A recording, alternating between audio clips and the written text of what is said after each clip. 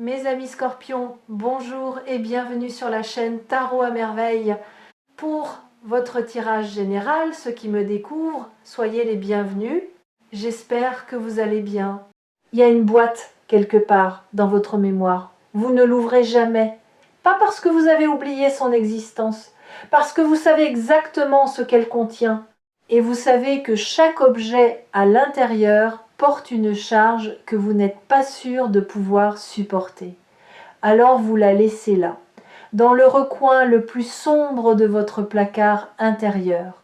Derrière les couches de quotidien, derrière les occupations, derrière tous ces jours que vous avez empilés les uns sur les autres pour créer de la distance entre vous et cette boîte. Mais aujourd'hui, quelque chose vous pousse à l'ouvrir. Pas la curiosité, pas la nostalgie, quelque chose de plus profond, une nécessité, parce que la personne à qui ces objets sont liés est en train de revenir. Et pour comprendre pourquoi elle revient, pour accueillir ce retour sans être submergé, vous devez d'abord revisiter ce que vous avez rangé. Ouvrons la boîte ensemble. Le premier objet que vos doigts touchent est le plus léger. C'est un son, pas un objet physique, un souvenir sonore. Le rire de cette personne, ce rire particulier que vous reconnaîtriez entre mille, ce rire qui avait le pouvoir de transformer un moment ordinaire en quelque chose de lumineux. Vous n'y avez pas pensé depuis longtemps. Vous avez volontairement effacé ce son de votre mémoire active parce qu'il vous faisait trop mal. Mais il est là, intact. Et quand vous le laissez remonter, quelque chose de surprenant se produit. Il ne fait plus mal, pas de la même manière. La douleur aiguë s'est transformée en quelque chose de plus doux, plus rond. Comme une vague qui a perdu sa force mais pas sa profondeur. Ce changement dans la qualité de la douleur est le premier signe que vous êtes prêt. Prêt à revoir cette personne sans que le passé ne prenne le contrôle du présent. Quand un souvenir cesse de blesser et commence simplement d'exister, c'est que la cicatrisation est suffisamment avancée pour supporter un contact nouveau. Mais il y a plus. Ce rire que vous venez de réentendre dans votre mémoire, il a fait quelque chose en vous. Il a ouvert une brèche dans le mur que vous aviez construit. Pas une brèche dangereuse, une brèche nécessaire. Vous aviez scellé cette personne derrière un mur de rationalisation. Vous vous étiez dit toutes les raisons pour lesquelles c'était mieux ainsi. Pourquoi la distance était saine. Pourquoi le silence était la bonne réponse. Et ces raisons étaient valides. Elles le sont encore. Mais un mur construit uniquement avec des raisons est un mur qui ignore le cœur. Et le cœur, lui, n'a que faire de vos raisons. Il bat, il se souvient, il reconnaît. Et quand il reconnaît un son, un rire, une fréquence familière, aucun mur de raison ne peut l'empêcher de vibrer. Laissez-le vibrer. Ce n'est pas une faiblesse. C'est votre humanité qui fait son travail. Deuxième objet dans la boîte, celui-ci est plus lourd, c'est une conversation, la dernière vraie conversation que vous avez eue avec cette personne. Pas la dernière chronologiquement, la dernière qui comptait. Celle où quelque chose d'authentique a été échangé. Peut être que c'était une dispute, peut être que c'était un aveu, peut être que c'était un silence partagé qui disait plus que n'importe quel discours. Cette conversation est restée gravée en vous parce qu'elle portait un message que ni vous ni l'autre n'étiez capable de déchiffrer à l'époque. Un message codé dans les mots, les hésitations, les regards détournés, les larmes retenues. Aujourd'hui, avec le recul, avec la maturité que le temps a construite en vous, ce message commence à se révéler. Et ce qu'il dit est plus simple que tout ce que vous aviez imaginé. Il dit « Nous ne sommes pas finis ». Pas au sens romantique nécessairement, pas au sens d'un retour identique à ce qui a été, au sens d'un lien qui n'a pas accompli tout ce qu'il devait accomplir.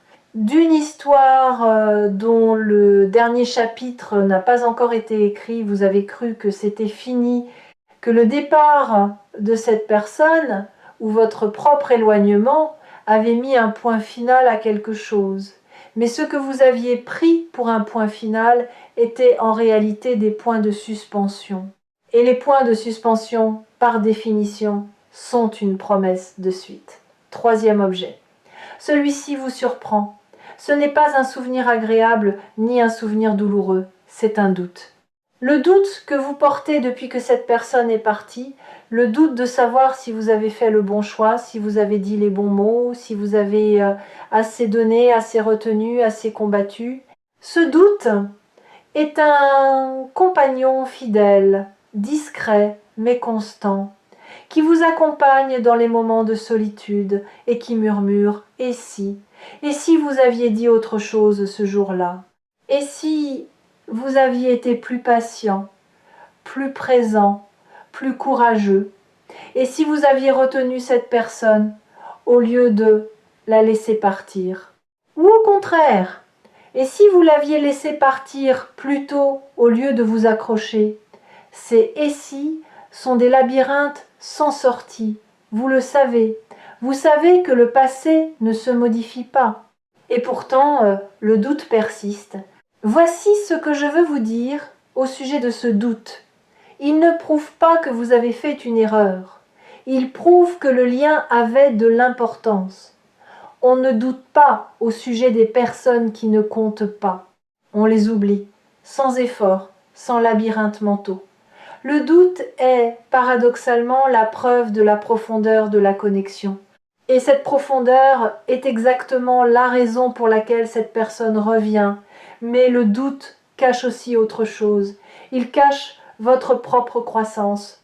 Parce que la personne qui doute aujourd'hui n'est pas la même que celle qui vivait ces événements à l'époque.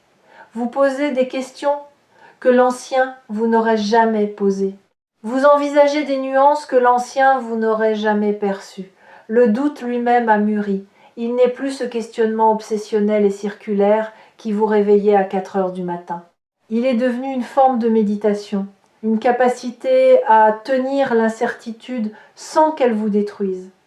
Et cette capacité, cette tolérance à l'ambiguïté est exactement ce qu'il faut pour naviguer le retour de quelqu'un dont l'histoire avec vous ne rentre dans aucune case simple.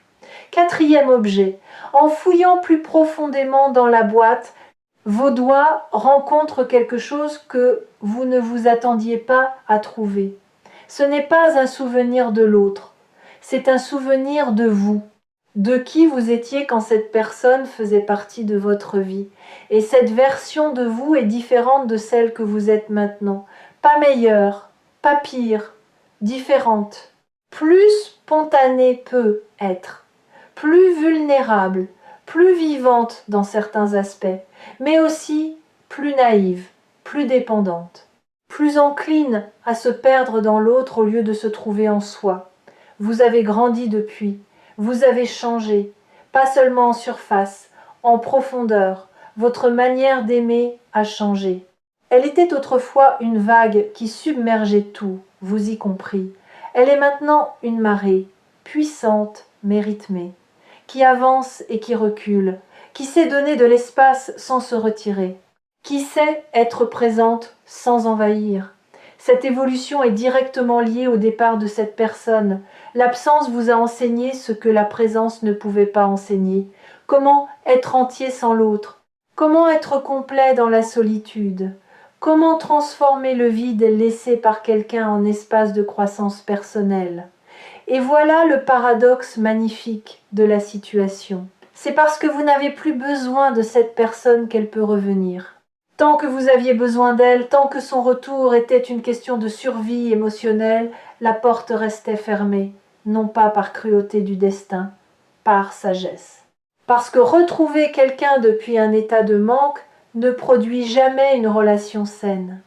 Cela produit une dépendance mise à jour, un attachement recyclé, un schéma relancé. Mais retrouver quelqu'un depuis un état de plénitude, cela produit quelque chose d'entièrement différent. Un choix, pas un besoin. Un choix libre, conscient, posé depuis un lieu de solidité intérieure. Et c'est ce choix-là que la vie vous prépare. Réfléchissez un instant à ce que cela signifie. Avant, si cette personne était revenue, vous l'auriez accueilli avec un mélange de soulagement et de terreur. Le soulagement de retrouver ce qui manquait, la terreur de le perdre à nouveau. Et cette dynamique aurait recréé exactement les mêmes conditions que la première fois, la même danse anxieuse, les mêmes questions non posées par peur de la réponse, les mêmes compromis faits par peur de la solitude, le même sacrifice de soi déguisé en amour. Maintenant, c'est différent. Si cette personne revient, et elle revient, vous l'accueillerez depuis un lieu que vous n'occupiez pas la première fois. Un lieu où vous savez qui vous êtes en dehors de cette relation, où vous connaissez vos limites, vos besoins, vos non négociables, où vous êtes capable de dire « Oui, je veux que tu sois dans ma vie, mais pas à n'importe quel prix. Pas au prix de ma paix, pas au prix de mon intégrité, pas au prix de cette version de moi que j'ai mis si longtemps à construire. » Cette capacité de poser des conditions à l'amour n'est pas de l'égoïsme, c'est de la maturité. Et c'est précisément cette maturité qui va permettre au lien de fonctionner cette fois-ci d'une manière qu'il ne pouvait pas fonctionner avant. Parce que deux personnes entières qui se choisissent librement créent quelque chose de fondamentalement différent de deux personnes incomplètes qui s'agrippent l'une à l'autre par peur du vide. Ce que vous allez construire ensemble, si vous le choisissez, sera neuf. Pas une réparation de l'ancien, pas un replâtrage des fissures. Quelque chose d'entièrement neuf, construit sur les fondations de tout ce que l'ancien vous a enseigné. Et ces fondations, parce qu'elles ont été testées par la tempête, seront les plus solides que vous ayez jamais posées. Si vous écoutez cette vidéo sur Tarot à merveille en ce moment, c'est que votre plénitude a atteint un niveau suffisant pour que ce retour soit non seulement possible mais bénéfique. Vous n'attireriez pas ce message si vous n'étiez pas prêt à le recevoir. L'univers n'envoie pas des invitations à ceux qui ne sont pas en état de danser. Cinquième objet. Au fond de la boîte, sous tous les autres, il y a quelque chose que vous n'avez jamais regardé directement. Un cadeau que cette personne vous a fait sans le savoir. Le cadeau de la perspective. Quand elle faisait partie de votre vie, vous étiez trop proche pour voir clairement, trop immergé dans l'émotion, dans le quotidien, dans la dynamique à deux. Vous voyiez les arbres mais pas la forêt. Vous viviez les scènes mais ne compreniez pas l'intrigue. Et c'est seulement après son départ, dans le silence immense qui a suivi, que la perspective est apparue. Vous avez commencé à comprendre des choses que vous ne pouviez pas comprendre à l'intérieur de la relation, pourquoi elle agissait de telle manière, ce que ces silences protégeaient, ce que ces maladresses tentaient d'exprimer. Vous avez vu, avec des yeux neufs, les moments de tendresse que vous aviez minimisés et les moments de douleur que vous aviez dramatisés. Vous avez rééquilibré l'image, et cette image rééquilibrée est plus juste, plus nuancée, plus humaine que celle que vous aviez quand vous étiez au cœur de l'histoire. Cette perspective est votre plus grand atout pour ce qui vient.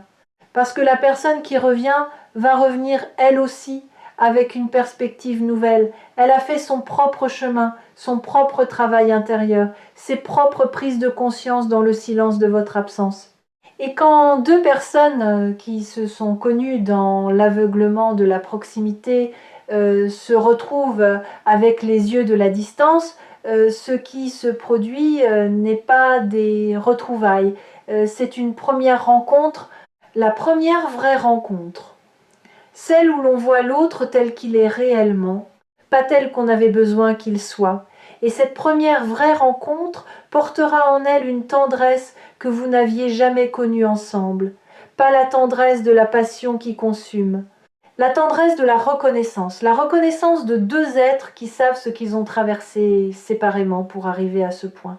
Qui portent chacun leur cicatrice de la même bataille, menée sur deux fronts différents, et qui, en se revoyant, n'ont pas besoin d'expliquer, parce que l'explication est inscrite dans les yeux, dans le tremblement presque invisible de la voix, dans cette manière de se tenir un peu plus droit, un peu plus solide, un peu plus vrai qu'avant. Cette tendresse-là ne se fabrique pas, elle ne s'imite pas.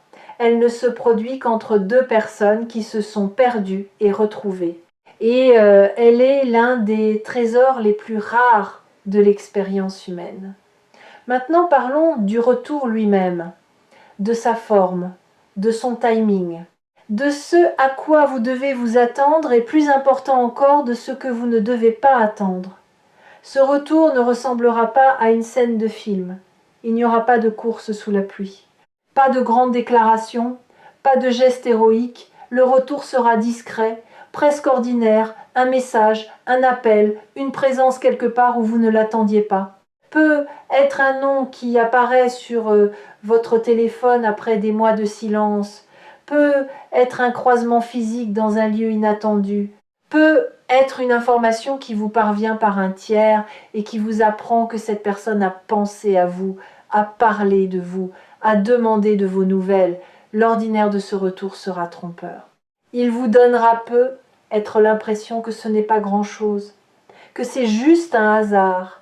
Mais vous saurez, quelque part en vous, dans cet endroit qui sait, avant de comprendre, vous saurez que ce n'est pas un hasard, que ce contact apparemment banal est le premier fil d'une nouvelle trame, et que la manière dont vous accueillerez ce premier fil déterminera la qualité de toute la trame qui suivra. N'accueillez pas avec de la méfiance. Le passé vous a appris la prudence, et cette prudence est saine. Mais la méfiance est la prudence qui a muté en mur. Soyez prudent, pas méfiant. Ouvrez la porte de quelques centimètres, pas en grand, pas d'un coup. Juste assez pour voir qui se tient de l'autre côté. Et si ce que vous voyez est différent de ce que vous attendiez, si cette personne porte sur son visage les traces de son propre voyage, si ses yeux ont cette profondeur nouvelle que seul le temps et la souffrance peuvent creuser, alors ouvrez un peu plus, lentement, à votre rythme. Et n'attendez pas la perfection, ni de vous, ni de cette personne. Les retrouvailles parfaites n'existent pas. Il y aura de la maladresse, des blancs dans la conversation, des moments où vous ne saurez pas quoi dire parce que trop de choses se bousculent et qu'aucun mot ne semble assez grand pour les contenir. Il y aura peut-être un rire nerveux, un silence qui dure une seconde trop, un regard qui en dit plus que vous n'auriez voulu. Et tout cela sera parfait, pas dans le sens lisse du terme, parfait dans sa vérité, parfait dans son authenticité brute, parfait parce que c'est réel, et que le réel, avec toutes ses imperfections, vaut infiniment plus que le fantasme. Vous avez eu le temps de fantasmer ce retour. Votre esprit a tourné des dizaines de scénarios, des retrouvailles émouvantes, des conversations profondes, des excuses éloquentes. Laissez tomber ces scénarios, tous. Ils ne vous serviront pas. Ils créeront des attentes, et les attentes sont les ennemis du moment présent. Arrivez aux retrouvailles les mains vides de scénarios. Le cœur plein mais les mains vides. Et laissez le moment lui-même décider de sa forme. Ce retour va aussi réveiller quelque chose en vous que vous aviez mis en sommeil. Une part de vous qui ne fonctionnait qu'en présence de cette personne. Ce n'est pas de la dépendance, c'est de la résonance.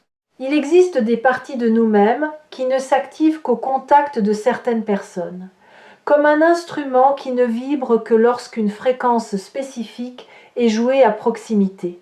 Cette personne porte cette fréquence pour vous, et quand elle sera de retour dans votre champ, ces parties endormies vont se réveiller, votre créativité va peut-être revenir avec une force nouvelle.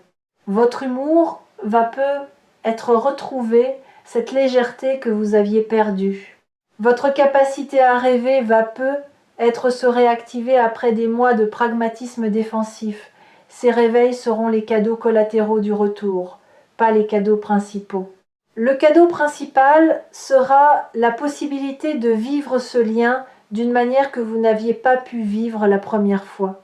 Une manière informée par la douleur, mais pas gouvernée par elle.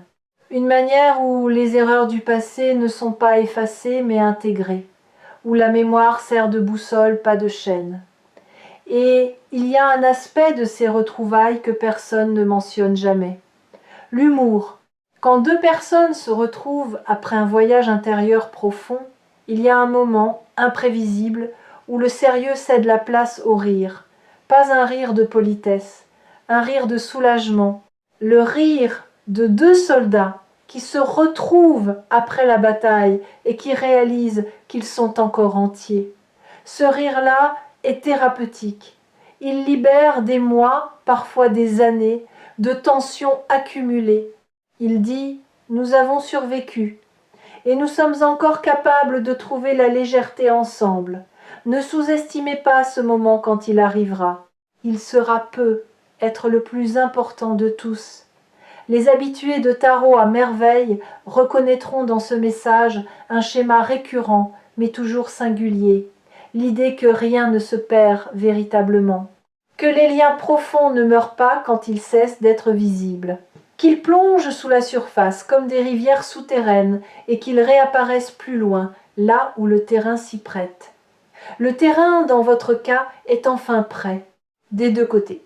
Refermons maintenant la boîte, doucement, avec soin, mais ne la rangez pas au fond du placard cette fois. Posez-la sur la table, en pleine lumière. Parce que ces objets ne sont plus des reliques douloureuses, ce sont des outils de compréhension, des clés qui vous aideront à naviguer ce qui vient, le rire qui ne fait plus mal, la conversation dont le message se déchiffre enfin, le doute qui prouve la profondeur, le souvenir de vous-même qui mesure la croissance, la perspective qui garantit une rencontre plus vraie. Tout cela forme le bagage avec lequel vous allez accueillir ce retour. Pas les mains vides, pas le cœur vide. Avec tout ce que l'absence vous a enseigné et tout ce que la présence ancienne vous a donné, cette personne revient, pas par hasard, par nécessité.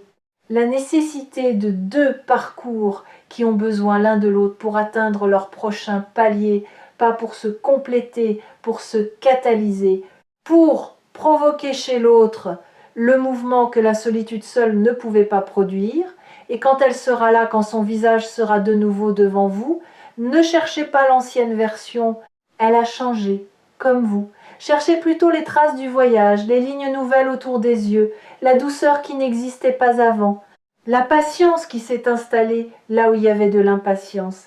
Et dans ces traces, dans ces changements, reconnaissez le miroir de vos propres transformations. Parce que vous avez grandi dans le même silence, pleuré dans la même absence, et mûri vers le même point de convergence sans le savoir. La surprise est inévitable. Ce mot, inévitable, mérite qu'on s'y attarde. Inévitable signifie que rien de ce que vous ferez ou ne ferez pas ne peut empêcher ce retour. Il est inscrit dans la trame de vos deux parcours. Vous pouvez résister, vous pouvez fermer la porte, vous pouvez prétendre que vous n'avez rien senti. Mais l'inévitable a ceci de particulier qu'il ne demande pas la permission. Il arrive et votre seul pouvoir n'est pas de l'empêcher, mais de choisir comment vous le recevez. Il y a une dernière chose que la boîte vous a apprise et que je veux nommer avant de conclure. En ouvrant cette boîte, en touchant chaque objet, en laissant chaque souvenir remonter, vous avez fait quelque chose de courageux. Vous avez accepté de ressentir dans un monde qui nous pousse à éviter, à contourner, à anesthésier.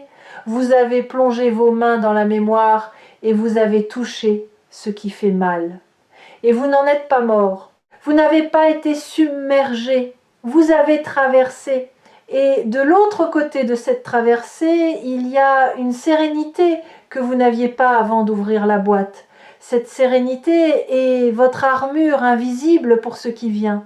Pas une armure qui empêche de ressentir, une armure qui permet de ressentir sans se perdre, qui permet de revoir cette personne en sentant le tremblement mais sans tomber, en reconnaissant la charge mais sans être écrasé, en accueillant l'émotion mais sans la laisser prendre les commandes. Vous êtes prêt d'une manière dont vous n'avez jamais été prêt avant. Et cette personne, de son côté, atteint le même état de préparation. Deux horloges intérieures synchronisées sans le savoir, deux parcours parallèles qui convergent vers le même moment, deux silences qui s'apprêtent à se rompre simultanément, Recevez-le avec grâce, avec ouverture, avec cette sagesse tremblante de celui qui sait que les plus beaux chapitres sont souvent ceux qu'on n'avait pas prévus. Et si cette vidéo vous a trouvé au moment exact où vous en aviez besoin, gardez Tarot à merveille proche de vous, comme une boussole qui ne pointe pas vers le nord, mais vers la vérité, votre vérité. Celle qui savait, bien avant votre tête, que cette personne reviendrait, que ce lien n'avait pas dit son dernier mot, que l'absence n'était pas une fin, mais une transformation silencieuse qui vous préparait tous les deux à une version du lien que vous n'auriez jamais pu atteindre sans elle. La boîte est ouverte, les objets sont sur la table. Le rire, la conversation, le doute, le souvenir de vous-même, la perspective. 5 témoins silencieux de ce qui a été et de ce qui sera. Et quelqu'un frappe à la porte. Allez ouvrir, vous savez qui c'est, et cette fois, vous êtes prêts.